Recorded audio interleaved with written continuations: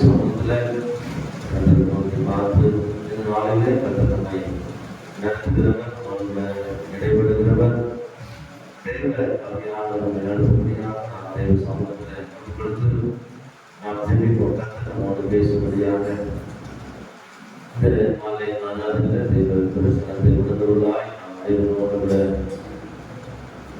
நாமே ஒவ்வொரு வாக்கியங்களும் இதிலே அதிகமாக செய்கிற நல்ல பிதாவே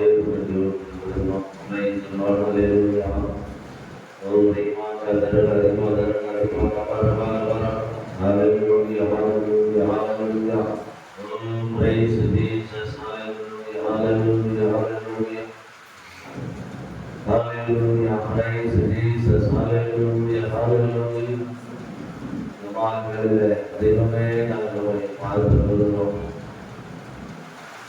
உங்களுடைய சமூகத்தில் எங்களை கொடுக்கிறோம். தெய்வமே நல்லவர் நல்லவர் நல்லவர் நல்லவர் நல்லவர். அதிசயங்களை தெய்வமே உடைய பாதத்தில் வருகிறோம். அதிசயங்களை தெய்வமே உடைய பாதத்தில் வருகிறோம். ஹல்லேலூயா.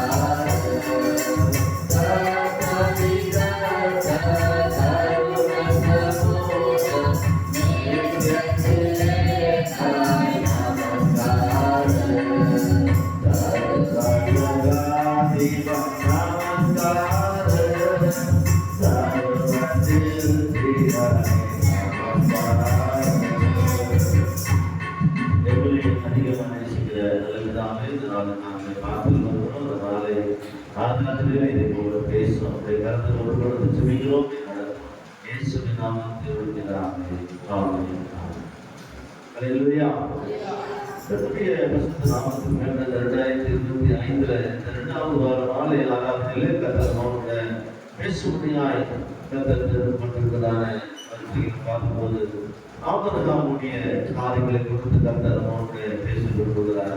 முதலாவது இன்றைக்கு அடிப்படை நமக்கு முதலாவது ஆபரகாம் மூலமா நாம் கடந்து வருகிற இந்த சூழ்நிலையில முதலாவது இன்றைக்கு நாம் பார்க்க போகிறோம். ரோமரின் புஸ்தகம் 4ஆம் அதிகாரம் 13ஆம் வசனத்தை நாம் வாசிப்போம். ரோமரின் புஸ்தகம் 4ஆம் அதிகாரம் 13ஆம் வசனம். அன்றியும் உலகத்தை சுதந்தரிப்பார் என்கிற வாக்குத்தத்தம் ஆபிரகாமுக்காகவே அவன் சந்ததிக்காகவே நியாயப்பிரமாணத்தை கிடையாமல் விசுவாசத்தினால் வருகிற நீதியினால் கிடைத்தது. இங்க வேதம் சொல்லுகிறது, ஆபிரகாமுக்கு தெய்வம் கொடுத்திருக்கிற இந்த ஆசீர்வாதம் எப்படிப்பட்ட ஆசீர்வாதம்? நியாயப்பிரமாணத்தின்படி அல்ல, தெய்வமே கொடுக்கிறது ஆசீர்வாதங்கள். அதுக்கு என்ன சொல்லப்படுகிறது சொல்லி பார்க்கும்போது, ஆபிரகாமுக்கு தேவனுடைய வார்த்தை எப்படி உண்டாகிறது என்று சொல்லி வேதம் சொல்லுகிறது சொல்லி பார்க்கும்போது, ஆதியாகமத்தின் புஸ்தகத்தில் அமரும்போது அங்க சொல்லப்படுகிறது.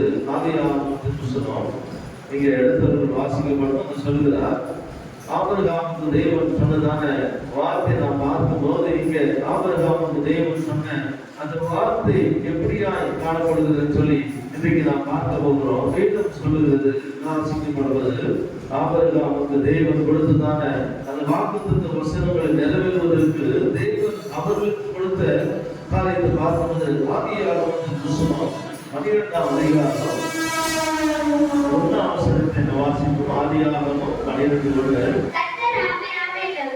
கர்த்தர் ஆபிரகாமை நோக்கி, நீ உன் தேசத்தையும் உன் இனத்தையும் உன் தகப்பனுடைய வீட்டையும் விட்டு புறப்பட்டு நான் உனக்கு காண்பிக்கும் தேசத்திற்கு போ. நான் உன்னை பெரிய ஜாதியாக்கி உன்னை ஆசீர்வதித்து உன் பேரை பெருமைப்படுத்துவேன். நீ ஆசீர்வாதமாய் இருப்பாய். அல்லேலூயா, அல்லேலூயா. இங்க ஆபிரகாமுக்கு தேவன் கொடுத்ததான ஆசீர்வாதம் நியாயப்பிரமாணத்தின்படி அல்ல. தேவனே சொல்லுகிறார், நீ நான் சொல்லுற இடத்துக்கு நீ போ, நான் உன்னை என்ன பண்றேன், ஆசீர்வதிக்கிறேன். அப்போ அந்த ஆசீர்வாதத்துக்கு இன்றைக்கு ஆபிரகாம் என்ன செய்ய வேண்டும் என்று சொல்லி பார்க்கும்போது நாம் என்ன செய்ய வேண்டும்? ஆபிரகாம் செய்தது மாத்திரமல்ல, நாம் என்ன செய்ய வேண்டும்? இன்றைக்கு நம்முடைய தேவனுடைய வார்த்தை நாம் கேட்கிறோம், வாசிக்கிறோம், அல்லது நாம் அதற்கு நடக்கிறோமா என்பதுதான் இன்றைக்கு நாம் தேவனுடைய பார்வையில் நம்மை நாமே ஒரு விஷயம் பார்க்க வேண்டும். கர்த்தருடைய வேதத்திலே ஆசீர்வாதத்தை நிறைய வைத்திருக்கிறார். அந்த ஆசீர்வாதத்துக்கு நாம் பாத்திரமான இருக்கிறோமா என்பதை இன்றைக்கு நாம் ஆபிரகாம் மூலமா நம்மை நாமே பரிசோதிக்க வேண்டும். 2025 பிரவேசித்திருக்கிறோம்னா அந்த ஆசீர்வாதங்களை பெற்றுக்கொள்வதற்கும் ஆசீர்வாதங்களை இழப்பதற்கும் தேவன் வைத்திருக்கிற வாக்குத்தத்த வசனங்களுடைய ஆதாரத்துல அடிப்படையில் நாம் நம்மை கீழ்ப்படுத்தும் போதுதான் அந்த ஆசீர்வாதத்தை சொந்தத்துக் கொள்ள முடியும். அல்லேலூயா. அந்த ஆசீர்வாதங்களை குறித்து பார்க்கும் போது இங்க நீங்க பார்ப்பீங்கன்னு சொன்னால் இங்க சொல்லப்படுகிறது, ஆபிரகாம் கிட்ட சொல்லுகிறார், நான் சொல்லுகிற இடத்துக்கு நீ என்ன பண்ணு, ஓ. அல்லேலூயா. அப்ப அது போக வேண்டும் என்று சொன்னால் ஆபிரகாம் என்ன செய்யணும்? அவருடைய இனத்தார், வீட்டார் எல்லாவற்றையும் விட்டு தேவனுடைய வார்த்தையை கேட்க வேண்டும். இன்னைக்கு நிறைய பேருக்கு கேட்கறது கிடையாது. என்ன கேட்கறது கிடையாது? கர்த்தருடைய வார்த்தையை கீழ்ப்படிவது கிடையாது. நீங்க கீழ்ப்படியாமல் இருக்கிறதுனாலதான் நீங்க அநேக வாழ்க்கையில, அநேக புருஷனுடைய வாழ்க்கையில, அநேக வாழ்க்கையில போராட்டங்கள், பிரச்சனைகள், இழப்புகள் அல்லது ஒருவேளை அநேக சூழ்நிலைகள் காணப்படுவோம். இன்றைக்கு நாம கூட தேவனுடைய வார்த்தைக்கு ஆபிரகாம் என்ன செய்தார்னு சொல்லி பார்க்கும்போது வேதம் சொல்லுகிறது, ஆபிரகாமை சொல்லுகிறார், நீ எல்லாவற்றையும் விட்டு நீ என்ன நான் சொல்ற இடத்துக்கு போ என்று சொல்கிறார். அப்போ ஆபிரகாம் என்ன செய்கிறார்? பார்க்கும்போது 3ஆம் வசனத்துல, உன்னை ஆசீர்வதிக்கிறவர்களை ஆசீர்வதிப்பேன், உன்னை சபிக்கிறவர்களை சபிப்பேன், பூமியில் உள்ள வம்சங்கள் எல்லாம் உனக்குள் ஆசீர்வதிக்கப்படும் என்றார். அல்லேலூயா, அல்லேலூயா. இங்கே முதலாவது சொல்லப்படுகிறது, நான் சொல்றதை கேட்டீங்கன்னா உன்னை ஆசீர்வதிப்பேன். அடுத்து சொல்றாரு, உன்னை மாத்திரமல்ல உன்னுடைய சந்ததியும் ஆசீர்வதிப்பேன்னு சொல்லுகிறார். நீங்க பாத்தீங்கன்னா அவர் சொல்லும் போது அவருக்கு என்ன குழந்தை இல்லை. அவர் சொல்லும் போது கர்த்தர் சொல்லும் போது அவருக்கு குழந்தை இல்லை. ஆனாலும் கர்த்தர் சொல்றார், அந்த வார்த்தைக்கு கீழ்ப்படியும் போது, கர்த்தருடைய வார்த்தைக்கு செவி கொடுக்கப்படும் போது என்ன நடக்குதுன்னு சொல்லி பாருங்க. 4ஆம் வசனத்தை வாசிங்க. கர்த்தர் ஆபிரகாம் சொன்னபடியே அவன் புறப்பட்டு போனார். லோத்து அவனோட கூட போனார். ஆபிரகாம் ஆரானை விட்டு புறப்பட்ட போது 75 வயதுள்ளவனாய் இருந்தார். அல்லேலூயா, அல்லேலூயா. இங்க வேதம் சொல்லுகிறது, ஆபிரகாமை தேவன் அழைத்தார். அந்த அழைப்புல தேவனுடைய வார்த்தைக்கு ஆபிரகாம் என்ன செய்தார்? கீழ்ப்படிந்தார். அல்லேலூயா. ஆபிரகாம் கீழ்ப்படிந்தபடினாலே, ஆனா இல்லாத ஒன்றை தேவன் இருக்கிற மாதிரி பேசுகிறவர், இருக்கிற மாதிரி அழைத்து, இருக்கிற மாதிரி செய்கிறவர். ஏன்னு சொன்னால் வேதத்துல சொல்லப்படுகிற வார்த்தை என்று சொன்னால், நம்முடைய தேவனாகிய கர்த்தர் இல்லாதவைகளை உண்டு பண்ணி தருகிறவர். இல்லாதவைகளை உண்டு பண்ணி தரு. எப்படி தராரு கேட்டீங்கன்னா, வாசித்து பாருங்க. எரேமியாவின் புத்தகம் 33:6 வசனம் சொல்லுது. எரேமியாவின் புத்தகம் 33:6 வசனம். இதோ நான் அவர்களுக்கு சௌக்கியமும் ஆரோக்கியமும் வரப்பண்ணி அவர்களை குணமாக்கி அவர்களுக்கு பரிபூர்ண சமாதானத்தையும் சத்தியத்தையும் வெளிப்படுத்துவேன். அப்போ ஆரோக்கியமும் சௌக்கியமும் இல்லை, ஆனா அது என்ன பண்றாரா, வர பண்றாரு. அப்போ அதை வர பண்ணி கொடுக்கிறாரு. அப்போ நீங்க பெற்றுக்கொள்ளப்படும் போது இந்த சத்தியம் நிறைவேறுகிறது. சத்திய வார்த்தை உனக்குள்ள வரும்போது நம்முடைய வாழ்க்கையில அப்ப ஆபிரகாம் தேவனை விசுவாசித்தபடினால, தேவனுடைய வார்த்தைக்கு கீழ்ப்படித்தபடினால ஆபிரகாமுக்கு குழந்தை இல்லை, ஆனாலும் கூட அவர் சொன்ன வார்த்தையை அப்படியே கீழ்ப்படிந்து அவர் கடந்து போனார். கர்த்தர் கருதப்படினார். அல்லேலூயா. அதுவே சத்தியம் போயிட்டு இருக்கோம். ஆனா கர்த்தருடைய வார்த்தை சொல்லி இன்னைக்கு உங்களை என்னை தேவன் ஆசீர்வதிக்க வேண்டுமானால், அந்த ஆசீர்வாதத்துக்கு நாம் பாத்திரமாய் காணப்பட வேண்டுமானால், இன்னைக்கு நாம் சொல்லுகிற வார்த்தையை நாம் விசேஷமாக இன்னைக்கு நிறைய பேர் சாட்சி சொல்லியிருக்கிறாங்க, இதாக சொல்லியிருக்கிறாங்க. ஆனால் எல்லாம் கவனிங்க, இன்னைக்கு நாம் ஒரு ஹாஸ்பிட்டலுக்கோ இல்லை ஒரு ஸ்கூலுக்கோ இல்லை ஒரு கம்பெனிக்கோ நம்ம வேலைக்கு போனோம்னா, அந்தந்த ஹாஸ்பிட்டல்ல, அந்தந்த ஸ்கூல்ல, அந்தந்த காலேஜ்ல அந்த வேலை செய்யறது ஒரு கட்டளை இருக்குது, நிபந்தனை இருக்குது, ஒரு காரியம் இருக்குது. இத்தனை மணிக்குள்ள வரணும், இத்தனை மணிக்கு வேலை செய்யணும், இத்தனை மணிக்கு வெளியே போகணும், இத்தனை சாப்பாடு, இத்தனை மணி எல்லாமே ஒரு நிபந்தனை இருக்குது. ஆனா நான் போய் இல்ல அதெல்லாம் நான் 8 மணிக்கு வர மாட்டேன், நான் 10 மணிக்கு தான் வருவேன் அப்படின்னா என்ன பண்ணுவான்? முதல் நாளே வீட்டுக்கு அனுப்பிச்சிடான். இல்ல எக்ஸாம் பண்ணணும், அப்புறம் நான் 2 நாளா சேர்த்து எழுதிக்கிறேன், இன்னைக்கு பாதி எழுதிக்கிறேன், நாளைக்கு பாதி எழுதிக்கிறேன், என்ன பண்ண மாட்டாங்க? விட மாட்டாங்க. ஏன்னா அந்த ஸ்கூலுக்கு, அந்த காலேஜுக்கு, அந்த கம்பெனிக்கு ஒரு ரூல்ஸ் இருக்குது. ரூல்ஸ் பிரகாரம் செய்யும் போதுதான், அந்த ரூல்ஸ் ஃபாலோ பண்ணப்படும் போதுதான் அவர்களுக்கு என்ன கிடைக்கிறது? வெற்றியோ தோல்வியோ கிடைக்கிறது. ஆனா நல்ல கவனிங்க, இதுல நீங்க பார்க்கும்போது இந்த ரூல்ஸ் பிரகாரம் நடந்தா தோல்வி கிடையாது. அல்லேலூயா. இந்த கர்த்தருடைய வார்த்தையின்படி நீங்க நடந்தீங்கன்னா உங்களுக்கு என்ன இல்ல, தோல்வி இல்ல. ஆனா இந்த உலகத்துல இருக்கிற கம்பெனி, ஸ்கூலு, காலேஜ் எல்லா இடத்துலயும் நாம் அதன்படி நடந்தா கூட அவங்க என்ன ஆகுது தெரியுமா? அவன் சரியா படிக்கலங்க, அதனால செய்யலாங்க, அவங்க சரியா வேலை செய்யல, அதனால வெளியாச்சுட்டாங்க, ஏதாவது சொல்லுவாங்க. ஆனா இந்த வார்த்தைப்படி செய்தி நல்ல கவனிக்க, ஆபிரகாமுக்கு குழந்தை இல்லை, அப்போ சொல்றாரு சந்ததியை வானத்து நட்சத்திரம் போல பெருகப்படும். அப்போ இல்லாத போது கர்த்தர் சொல்றாரு. ஆனா அதன்படி நடந்தோம்னா கர்த்தருடைய வார்த்தை நமக்கு நிறைவேறும். அதன்படி நடந்தாதான் நடக்கும். ஆனா நீங்க நானும் இந்த உலகத்துல நீங்க பார்க்கும்போது இந்த நிபந்தனைகள், உலகத்துக்குரிய நிபந்தனைகள், உலகத்துக்குரிய கட்டளைகள், உலகத்துக்குரிய வார்த்தைகளை நாம் கேட்டு அதன்படி நடந்தோம்னா, ஆனா நமக்கு என்ன கிடைக்குது? தோல்வியோ வெற்றி கிடைக்குது. ஆனா இங்க உலகம் என்ன சொல்லிட்டு, நாம என்ன சொல்லிடுறோம்? என் பொண்ணு சரியா படிக்கல, என் பையன் சரியா வேலைக்கு போல, நாமளே சொல்லிக்கிறது, அது அவங்களே சொல்லிக்கிறது. ஆனா கர்த்தருடைய வார்த்தை சொல்லுகிறது, இல்லாதவைகளை தேவன் என்ன பண்றாரு? வர பண்ணி விடுவாருங்க. உனக்கும் எனக்கும் கர்த்தருடைய பிள்ளைகளுக்கும் கர்த்தர் இல்லாதவைகளை வர பண்ணி தருவார். ஆனா அதுக்கு நீ பாத்திரவானா இருக்கணும், அதுக்கு தகுதியா இருக்கணும், அதுக்கு உண்மையா இருக்கணும், அதுக்கு நீ என்ன பண்ண ஆயத்தமா இருக்கணும். நல்ல கவனிங்க, அதுக்கு நான் உண்மையா இருக்கணும், அதுக்கு பாத்திரவானா இருக்கணும், அதற்கு நான் காத்திருக்கணும், அதற்கு நான் அதை பெற்றுக்கொள்வதற்குரிய ஒரு தகுதி நமக்கு வேணும். இல்லவே கிடைக்காது. ஆபிரகாம் தேவனுடைய வார்த்தைக்கு தகுதியா இருந்தார். கர்த்தர் இல்லாதவைகளை வர பண்ணி கற்றுக் கொடுத்தார். நீங்க பாத்தீங்கன்னா ஆபிரகாம் 100 வயசு, சாராளுக்கு 90 வயசு. ஆனா அப்போ சொல்றாரு, நான் திருப்பி முன்னாடி வரும்போது ஒரு கர்ப்பத்து கனி இருக்கும், ஒரு நோக்கம் வரும் அப்படின்னு சொல்றாரு. ஆனா மனைவி என்ன பண்றாங்க? நகைக்கிறாங்க. என்ன நினைக்கிறாங்க? எதுக்கு 90 வயசு ஆச்சு, எங்க வீட்டுக்காருக்கு 100 வயசு ஆச்சு, எப்படி நடக்கும்? ஆனா கர்த்தர் செய்வார். அல்லேலூயா.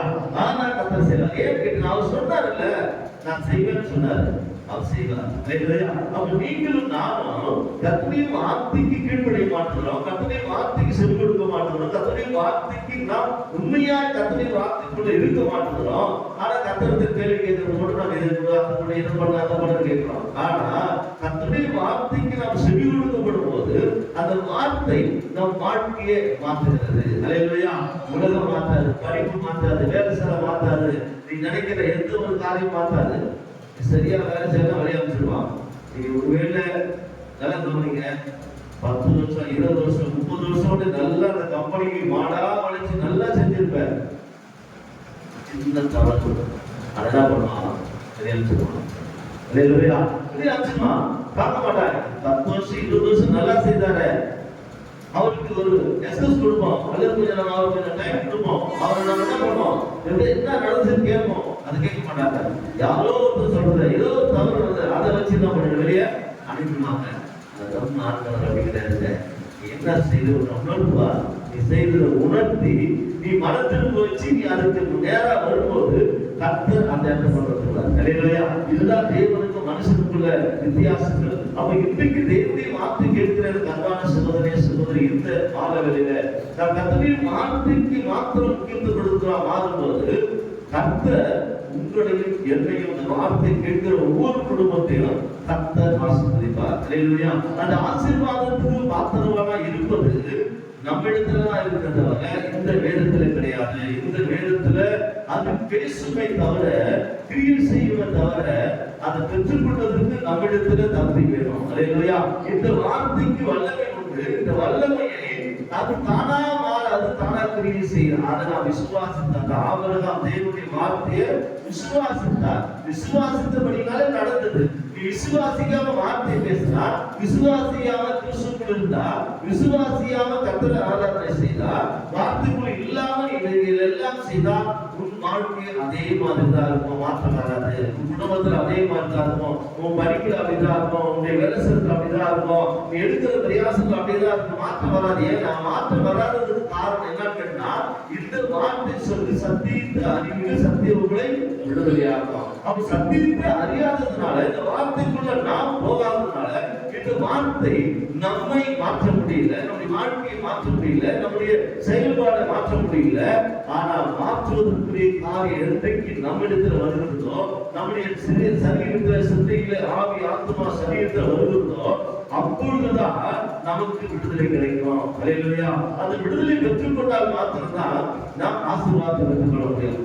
விடுதலை இல்லாமல் ஆசீர்வாதத்தை பெற்றுக்கொள்ள முடியவே முடியாது. அப்போ முதலாவது நாம் எப்படி ராஜ்யத்தை இல்லாதவைகளுக்கு கொடுக்கிற தேவனை நாம் ஆராதிக்கிறோம். அதற்கு நாம் செய்ய வேண்டிய காரியம் வேதத்தில் சொல்லப்படுகிறது. 13 மாசத்துக்கு 14 வாசிங்க. ரோமர் 4:14.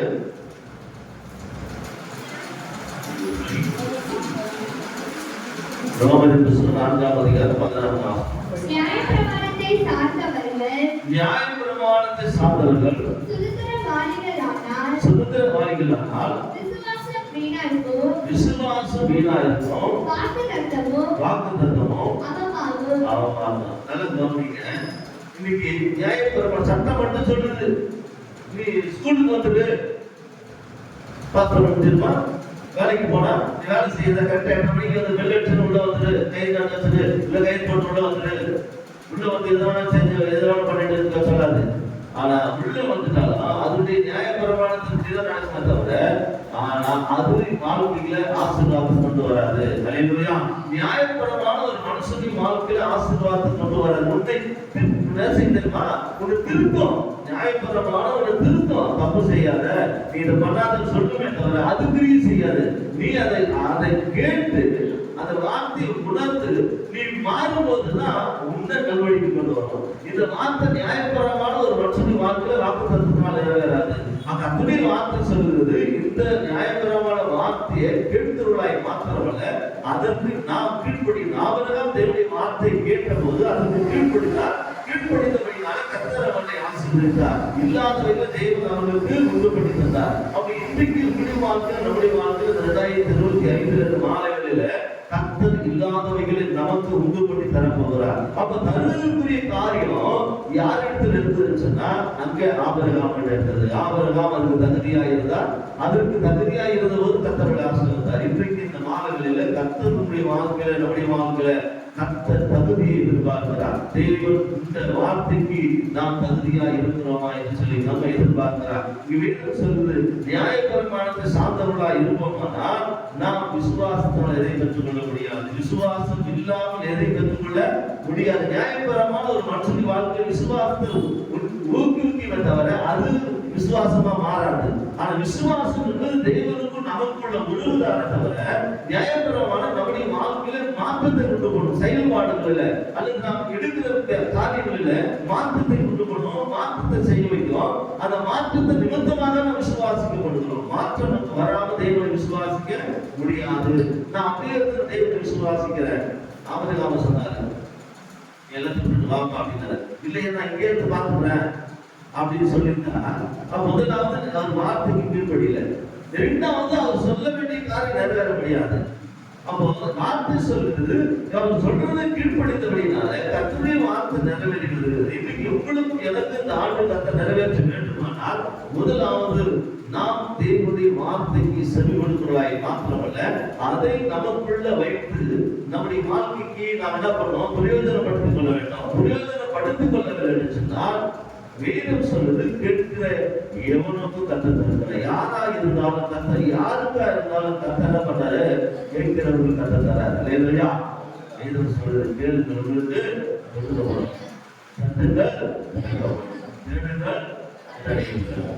அப்போ இப்படிப்பட்டதான் வார்த்தை சொல்றது. நான் கேட்க மாட்டேன், தேட மாட்டேன், தட்ட மாட்டேன், அவருடைய வார்த்தையை நான் பேச மாட்டேன்னா ஆனா அவங்களுக்கு நடக்காது. அப்படியேதான் இருப்ப. இந்த வருஷம் இல்ல, இன்னும் 50 வருஷம் அப்படியேதான் இருக்கும், அப்படியேதான் வாழணும். ஆனா வாழ்க்கை மாறாது. ஆசீர்வதிக்கப்பட்ட குடும்பமா சந்ததியா மாற முடியாது. ஆனா நல்ல கவனிங்க, ஒரு மனுஷன் பிறந்துட்டான்னா அந்த மனுஷனுடைய வாழ்க்கையில பிறப்பு என்பது மதிப்பு என்பது ரெண்டுமே இருக்குது. அதுக்கு உள்ள இருக்க நடுமையில் இருக்கிற எல்லாமே அப்படி வாழ்க்கை சாப்பிடுறது வேலை செய்து, சாப்பிடுறது வேலை செய்து, படுத்துறது ஏற்றது இதெல்லாம் இருக்குமா தவிர வேற ஒன்றும் முன்னேற்றம் வராது. அப்ப முன்னேற்றம் வராததுக்கு காரணம் நம்முடைய வாழ்க்கையை மாற்ற தேவை இல்லையா? அந்த மாற்றம் என்பது இன்னைக்கு நமக்கு வந்துருச்சுன்னா கர்த்தருடைய ஆசீர்வாதம் தானாக நம்மள வரும் இல்லையா? இந்த ஆசீர்வாதம் எப்படிப்பட்டதா இருக்குன்னு சொன்னா குறைவில்லாத, அது இல்லாத உபத்திரம் இல்லாத, பிரச்சனை இல்லாத ஆசீர்வாதம் இருக்கும். அந்த ஆசீர்வாதத்தை நாம் பெற்றுக்கொள்கிற வரைக்கும், அந்த ஆசீர்வாதத்துக்கு நாம் தந்தையா மாறாத வரைக்கும் இந்த வார்த்தை நமக்குள்ள கிரியை செய்ய முடியாது. அல்லேலூயா. நாம் அந்த வார்த்தை கிரியை செய்து சொன்னா அப்பொழுதுதான் நாம் தேவனுடைய வார்த்தை நமக்குள்ள நிறைவேற ஆரம்பிக்கும். அப்ப என்ன நடக்குதுன்னு பாத்தீங்கன்னா வாசித்து பாருங்க. அது 15 வாசிங்க. வேதம் நியாயப்பிரமாணம் கோபாக்கினியை உண்டாக்குகிறது. நியாயப்பிரமாணம் இல்லாவிட்டால் வீடு தரவில்லை. நல்லா கவனிங்க. நியாயப்பிரமாணம் இல்லைன்னா விடுதலை இல்லை. அப்போ நியாயப்பிரமாணம் ஒரு மனுஷனுடைய வாழ்க்கையில இதுதான் செய்வோம். இப்ப நம்ம பாக்குற மாதிரி ஸ்கூல்ல காலேஜ்ல என்னன்னா நியாயப்பிரமாணம் ஸ்கூல்ல சட்டத்தை தான் இது கடைபிடிச்சு வந்தாதான் நடக்கணும். ஆனா இது ரெண்டு காரியம் நல்லா கவனிங்க. நியாயப்பிரமாணத்துக்கும் இந்த நம்ம உலகத்துக்குரிய காரியத்துல ரெண்டு வித்தியாசங்கள் காரியங்கள் நடக்கிறது. ஒன்று இந்த உலகத்துல வேலை செலவா இருக்கட்டும், படிப்பா இருக்கட்டும், எக்ஸாமா இருக்கட்டும், எந்த காரியமா இருந்தாலும் இந்த இடத்துல நாம் செய்கிற இந்த ஸ்கூல் சொல்றது, இந்த காலேஜ் சொல்றது, கம்பெனி சொல்றது எல்லாத்தையும் கடைபிடிச்சாலும் பிரச்சனை இருக்குது. அல்லேலூயா. எல்லாத்தையும் கடைபிடிச்சாலும் பிரச்சனை இருக்குது. ஆனா கர்த்தருடைய வார்த்தைக்கு கீழ்ப்படி நடந்தேன்னா ஒரு பிரச்சனை கர்த்தர் மாறுவார். அல்லேலூயா. இதுதான் உலகத்துக்கும் மனுஷனுக்குள்ள வித்தியாசம். உலகத்துக்குரிய காரியத்துல நாம் எல்லாத்தையும் செயல்பட்டாலும் அதுல ஒரு பிரச்சனை வரும். ஆனா கர்த்தருடைய வார்த்தை சொல்லுகிறது, உனக்கு விரோதமா உருவாக்கக்கூடிய எந்த ஆயுதமோ வாக்கியாதே போகும். அப்போ வாக்கியாதே போகும் என்று சொன்னால் அப்போ நாம் தேவனுடைய வார்த்தைக்குள்ள இருக்கும்போது இந்த வார்த்தை நம்ம விடுவிக்கும், உயரத்தை கொண்டு போய் நிறுத்தும். அல்லேலூயா. உயரத்துல வைத்து நம்மை மேன்மையாக கொண்டு போய் நிறுத்தும். அது மாத்திரமல்ல, அதனை 16 வாசிங்க. சுதந்திரமானது கிருபையினால் உண்டாகிறதாய் இருக்கும்படிக்கு அது விசுவாசத்தினாலே வருகிறது. நியாயப்பிரமாணத்தை சார்ந்தவர்களாகிய சந்ததியாருக்கு மாத்திரமல்ல, நாம் எல்லாருக்கும் தகப்பனாகிய ஆபிரகாமுடைய விசுவாசத்தை சார்ந்தவர்களான எல்லா சந்ததியாருக்கும் அந்த வாக்குத்தத்தம் நிச்சயமாய் இருக்கும்படிக்கு அப்படி வருகிறது. ஆமென். அல்லேலூயா. அல்லேலூயா. வேதம் சொல்லுது, ஆபிரகாம் நிமித்தம் ஆபிரகாமை சார்ந்ததா நம்முடைய விசுவாசம் காணப்படும். நம்முடைய விசுவாசம் தானா வரல, அவரை சொல்லிதான் நீங்க நாம என்ன பண்றோம், அதுக்குள்ள கொண்டு வருகிறோம். நாம தானா கொண்டு வரல. நியாயப்பிரமாணம் சொல்லுது, அது நியாயப்பிரமாணத்தை கீழ்படிக்கிறோம், நியாயப்பிரமாணத்தை செய்கிறோம், நியாயப்பிரமாணத்தை கடைபிடிக்கிற எல்லாம் நடத்துறோம். ஆனா விசுவாசம் என்பது தேவனை சார்ந்ததாய் காணப்படுது. விசுவாசம் என்பது ஆண்டவரை சார்ந்தது, நியாயப்பிரமாணம் என்பது நம்மை சார்ந்தது. நியாயப்பிரமாணம் என்பது நம்மை மாற்றிக் கொள்வதற்கு, நம்ம சரி பண்ணுவதற்கு, நம்முடைய வாழ்க்கையை நாம் சரியாய் கொண்டு போவதற்குரிய காரியத்தை நியாயப்பிரமாணம் சொல்லுது. ஆனா அதுக்கு மீறிதான் கர்த்தருடைய ஆவியானவர் நம்மோடு பேசுகிறார். ஆபிரகாம் சொன்னா நான் சொல்றது போல் சொன்னார், போனார், கர்த்தரை ஆசீர்வதித்தார். இன்னைக்கு இப்படி எத்தனை ஆண்டு கர்த்தர் ஆசீர்வதிக்க விரும்புகிறார். அந்த ஆசீர்வாதத்துக்கு பாத்திரமா இருப்போமானால் நிச்சயமாய் நான் சொல்கிறேன், இந்த வார்த்தை உங்களுக்கும் எனக்கு நிறைவேறும். அல்லேலூயா. வார்த்தை போய் சொல்லாது. ஆபிரகாமுக்கு தேவன் சொன்னதை நிறைவேற்றினார். இன்றைக்கு உங்களுக்கும் எனக்கு கர்த்தர் சொல்லியிருக்கிறார். இந்த நாட்டில கர்த்தருடைய வார்த்தை சொல்லுது, உங்களையும் உங்களுடைய பிள்ளைகளையும் வர்த்திக்க போகிறேன், உயர்த்துவேன், ஆசீர்வதிப்பேன் சொல்லியிருக்கிறார். அப்ப அந்த ஆசீர்வாதத்துக்கு பாத்திரமாய் மாற வேண்டுமானால் நியாயப்பிரமாணத்தை கடைபிடிக்கணும், கர்த்தருடைய வார்த்தையை விசுவாசிக்க வேண்டும். அல்லேலூயா. தேவனை விசுவாசிக்கப்படும் போது அந்த விசுவாசம் உலகத்தை ஜெயிக்கிற ஜெயம். அல்லேலூயா.